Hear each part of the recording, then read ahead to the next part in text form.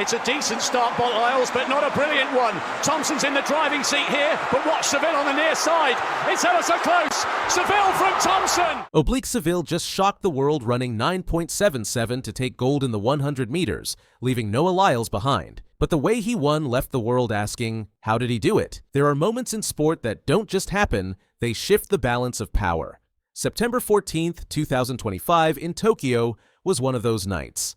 The men's 100-meter final wasn't just another sprint. It was the race that decided who owned sprinting's biggest crown and whether Jamaica still belongs at the summit of world athletics. Seville's run was more than fast. It was history echoing, belief returning, and a new champion being born. The men's 100 meters had been waiting for this moment. Since Bolt's retirement, Jamaica hadn't seen a world champion in the blue ribbon event. Nearly 10 years of near misses, heartbreaks, and rivals celebrating. The US, Africa, Europe, and other nations had taken turns at the top, but Jamaica, they were searching, waiting for the next man to rise. On this night, that wait ended. Oblique Seville wasn't a stranger to the spotlight. He'd been on the edge for years. 2 fourth-place finishes at the World Championships in 2022 and 2023. A crushing moment in Paris 2024 when injury ruined his shot at Olympic glory. To some, he was always the man who came close but never broke through. That reputation ended the moment the clock stopped at 9.77. What makes Seville's journey so powerful is that it wasn't smooth. He had raw talent but had to sharpen it. His early career was marked by promise, then frustration. Training under Glenn Mills, the legendary coach who guided Usain Bolt, meant expectations were sky high. Every race, every slip-up was judged. But Seville stayed the course. He battled through injuries, doubts, and the pressure of being called the next Bolt. And finally, in Tokyo, he showed he wasn't the next anything. He was the first Oblique Seville. The final itself was electric. As the runners lined up, the tension in the stadium was thick. Kishane Thompson, Jamaica's other powerhouse, was seen as the favorite after running world-leading times earlier in the season. Noah Lyles, the American superstar, was confident he could add another gold to his collection. Seville stood calm, almost expressionless, as though he'd been preparing for this exact moment his entire life. The gun went off, and instantly Thompson burst out of the blocks with a ferocious start.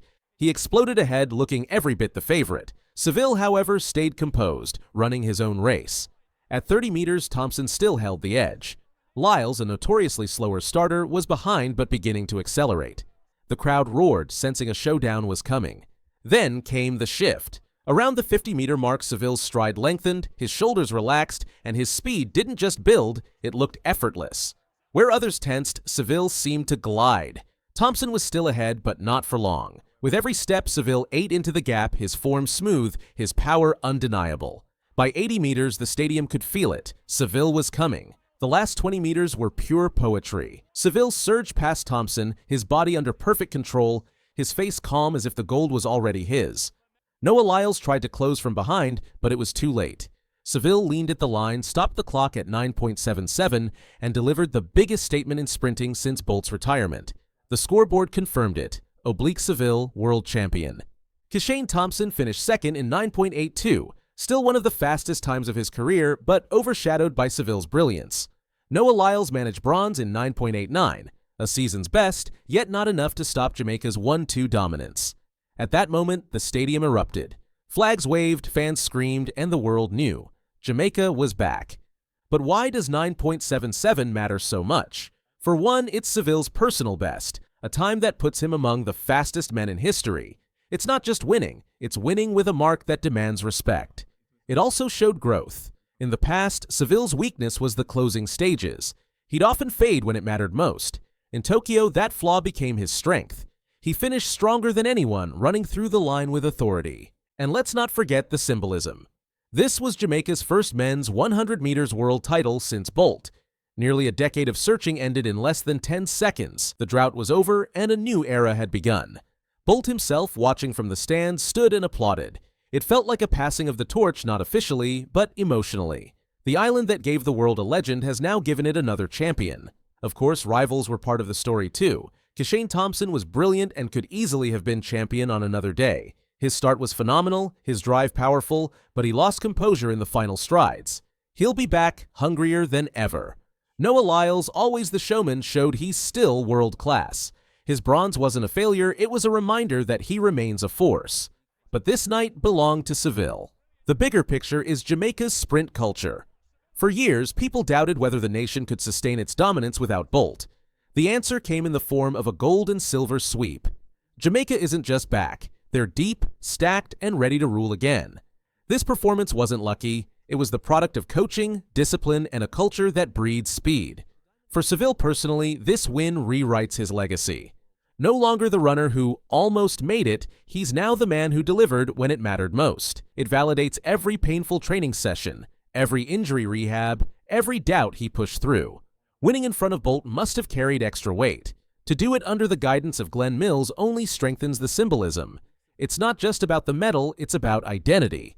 Seville has stepped into the role of Jamaica's new sprint leader.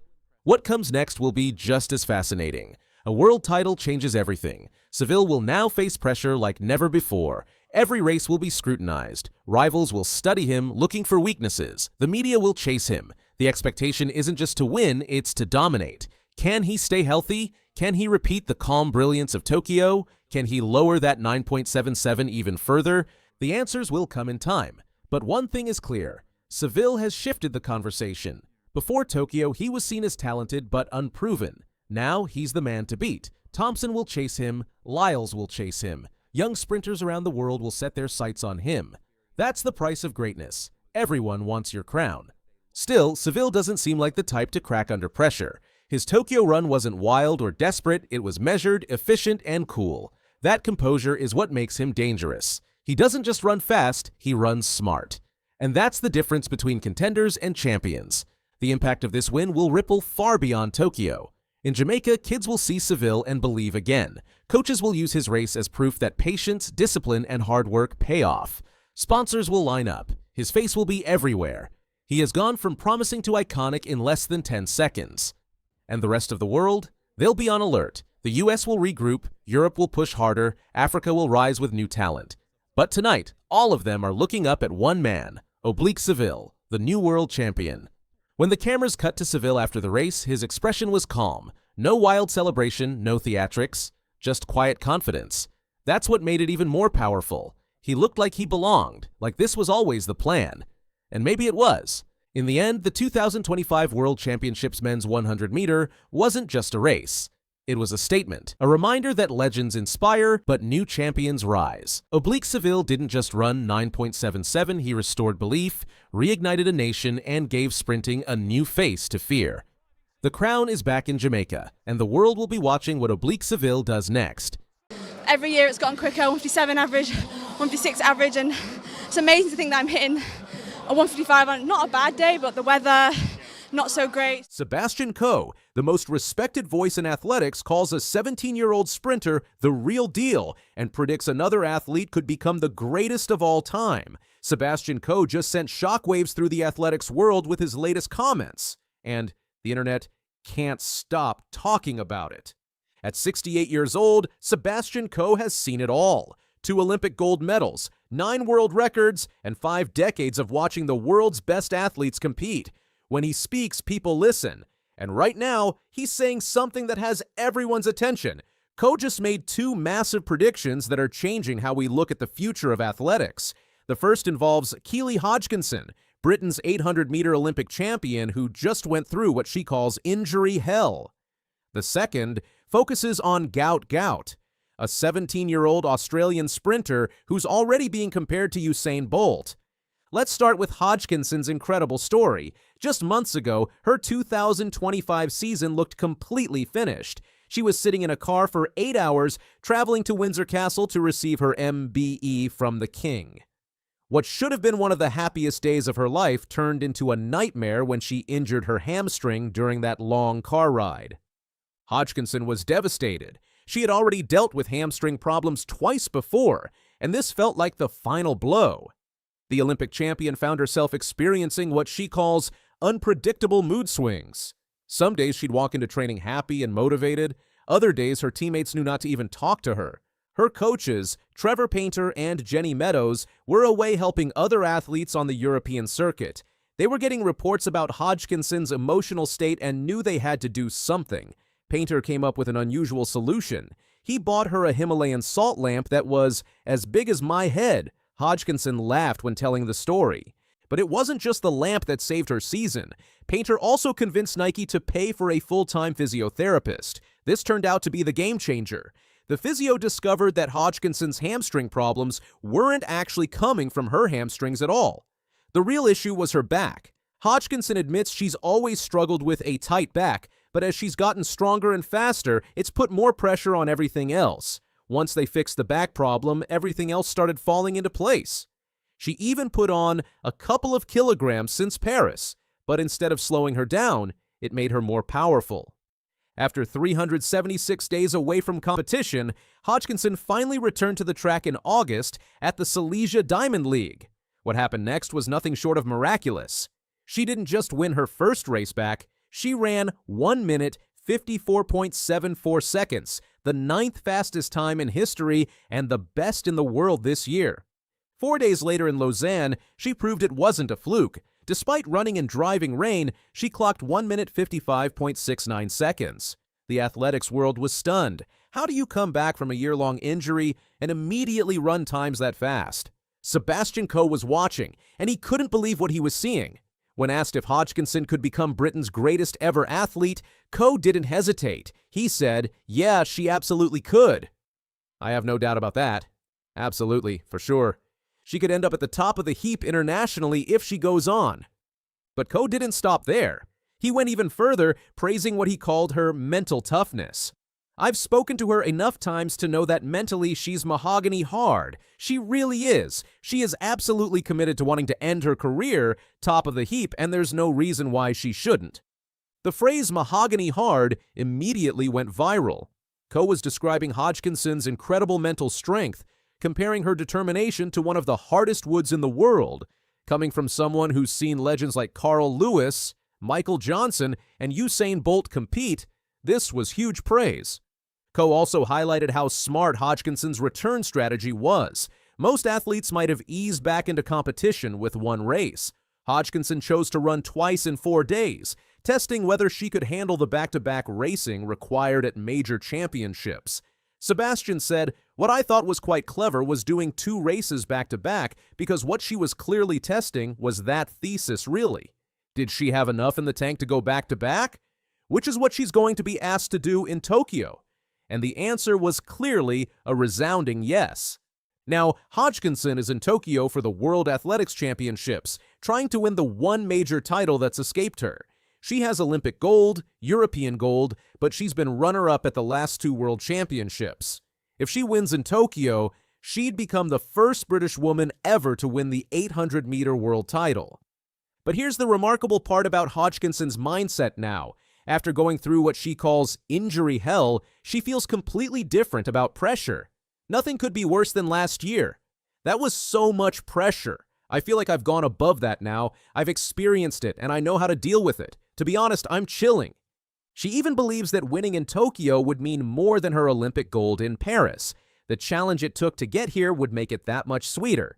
While Hodgkinson's story is about overcoming adversity, Gout's story is about pure potential. The 17-year-old Australian has already run 9.98 seconds in the 100 meters and 19.84 in the 200 meters. Those times are faster than what Usain Bolt was running at the same age. Coe had a chance to meet Gout personally after a Diamond League meet in Monaco. They had dinner together along with Gout's coach, Di Shepherd. What impressed Coe wasn't just Gout's speed, but his maturity and level-headedness. "At 17, I was probably just about qualifying for the inter-counties," Coe joked when comparing his teenage years to Gout's achievements. "He's an outstanding athlete. He's very level-headed. He's clearly got a lot of talent." Coe was particularly impressed with Gout's management team. His manager, James Templeton, isn't pushing him too quickly into senior competition. This careful approach is exactly what Coe believes young athletes need. The biggest challenge is to take an athlete from his age through the next 3 or 4 years into the senior ranks, safely, mentally in decent shape, and physically not badly damaged, Coe explained. "I thought he was incredibly level-headed, seemed to know what he was doing." But then came Coe's big statement about Gout. Clearly, he is the real deal.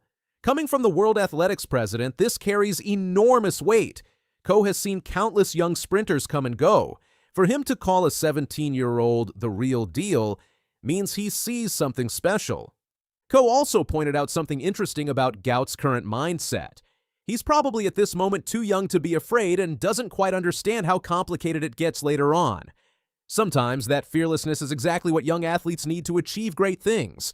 The timing of these comments is perfect because both athletes are now in Tokyo for the World Championships, the same stadium where Hodgkinson won silver as a 19-year-old in 2021 could now be where she completes her medal collection. And while Gout probably won't medal this time, he's there to gain valuable experience. The conditions in Tokyo won't be easy. Hodgkinson has even bigger goals beyond winning in Tokyo. She's targeting Jarmila Kratochvilova's 42-year-old world record of 1 minute 53.28 seconds. When asked if she believes she can break it, Hodgkinson was definitive. I do think it's possible, 100%. It's just how, when, where, and all of that. The fact that Sebastian Coe is making these bold predictions about both athletes shows how special this moment is in athletics. We're watching two generational talents at crucial points in their careers. Hodgkinson is trying to complete her medal collection and potentially break one of the sport's oldest records. Gout is just beginning what could be an incredible journey. I'm not happy about it. I haven't actually seen Nesta since that has actually happened for me and him to really have a conversation to say, all right, what happened? Usain Bolt finally spoke up about one of the hardest moments in his amazing career. He had to give back an Olympic gold medal. But it wasn't because of anything he did. It was because one of his teammates made a mistake. When Bolt shared his feelings, everyone was shocked. What he said showed not just how fast he is, but also how big his heart is. Long before he became famous, Usain Bolt was just a kid from a small town in Jamaica called Sherwood Content. He was tall, skinny, and full of energy. He loved playing soccer and cricket more than running. His teachers and coaches noticed he was super fast, but Bolt didn't take running seriously back then. As he grew, he got much taller and stronger. His long legs helped him take huge steps. When he was 15 years old, he amazed everyone by winning the 2002 World Junior Championships in Kingston. He became the youngest athlete to ever win that race. That moment made his country proud, and kids in Jamaica began dreaming they could be just like him. Even then, people started to believe they were witnessing the start of something truly special. His big breakthrough came in 2008 at the Beijing Olympics. That's when he became a worldwide star. In the 100-meter final, he ran 9.69 seconds and even slowed down to celebrate before finishing. A few days later, he broke another world record in the 200 meters, running it in 19.30 seconds. Then came the 4x100-meter relay. That relay was more than just a win. It was teamwork at its best. Bolt and his teammates Nesta Carter, Michael Frater, and Asafa Powell ran like a well-oiled machine. They finished the race in 37.10 seconds. A new world record. Jamaica celebrated like never before. It was one of those unforgettable moments in Olympic history. But nearly 10 years later, bad news hit. Bolt was told to return the gold medal from that relay. It wasn't because of anything he did. Nesta Carter's drug test from 2008 had been rechecked, and it showed he used a banned substance. Because of the rules, the whole team lost their medals. This meant Bolt no longer had a perfect record of winning 3 gold medals in 3 Olympic Games. Instead of 9 golds, he had 8. It was a painful loss. That one medal stood for more than just a win. It was about being perfect at the Olympics, something no one else had done. In 2025, Bolt finally talked about it. He said, "It was disappointing. Nesta came to me and apologized. But everybody makes mistakes. I've moved on." These words showed Bolt's true character. He didn't blame anyone. He stayed calm. He showed that losing something doesn't take away everything you've achieved.